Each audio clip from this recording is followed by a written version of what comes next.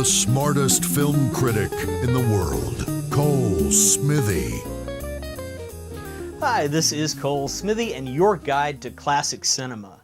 Considered the mother of the Nouvelle Vague, dating back to her first film, La Pointe Courte from 1954, Agnes Varda broke new ground for the movement in 1961 with Cleo from 5 to 7, an unprecedented model of cinematic poetry.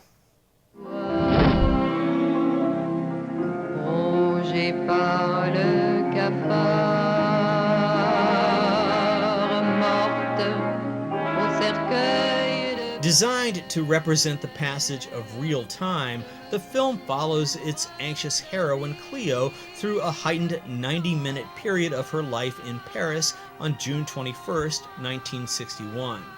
Cafe visits, taxi rides, a singing rehearsal, watching a short film, and a chance meeting with a romantically inclined French soldier are events that disclose Cleo's transformation.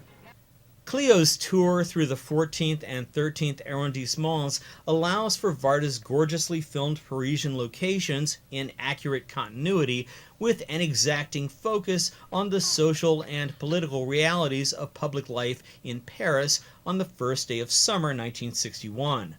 Urban art and nature play significant roles in Cleo's inward and outward expressions of her physicality, identity, intellect, and expanding regard of her place in the world. A visit to a sculpture school to pick up Cleo's modeling friend allows Varda to exhibit alluring sculptures appropriate to the era, while also giving a precise example of art and commerce functioning within the culture. Cleo is not someone who would ever pose nude, but doesn't judge her friend who enjoys its liberation and as a way of making money. A color sequence introduces Cleo, played by Corinne Marchand, as she participates with a tarot card reader to discover her future. Cleo has just received word from her doctor that she has cancer in her belly. The cards seem to confirm Cleo's fear of a worst-case diagnosis. The Hangman's card features prominently enough to disturb the real-life tarot card reader that Varda cast in the role. Varda reverses the viewer's expectations by using color film stock to represent the fiction of the tarot reader's premonitions via lushly rendered cards set against a background of carpet.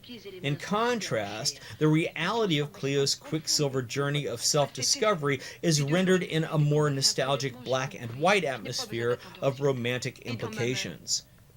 Cleo, a blonde pop singer whose songs play in taxis and cafes, goes about her evening in anticipation of hearing the results of her biopsy in little more than an hour's time.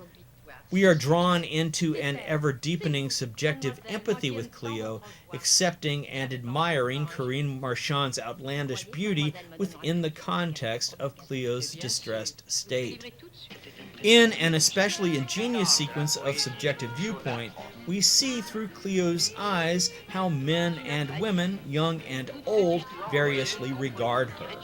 They make uncomfortable contact and register Cleo's lithe beauty, stunning facial features, and perfectly coiffed blonde hair. Varda captures a documentary level of reality that is mind-blowing.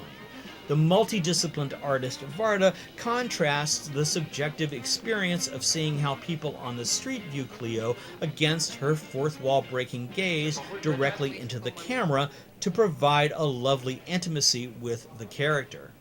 Mirrors evince the temporality of divine feminine beauty that Cleo often studies in her reflection during the first half of the story. A bevy of kittens in her spacious apartment remind us of the relentless march of time which Cleo is hyper-aware. Varda's attention to detail adds layers of structural integrity to the narrative. Every background clock, and there are many, reflects the correct time as it relates to the story. Cleo's frog and pearl ring carries a world of dramatic subtext.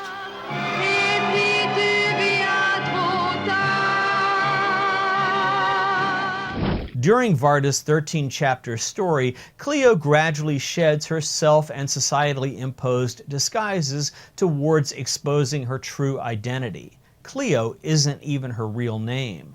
The filmic transportation from the ephemeral to the miraculous, from the disguised to the unveiled, speaks volumes in unaffected feminist terms about female reality in Paris in 1961. Thanks for watching, and visit colesmithy.com for more.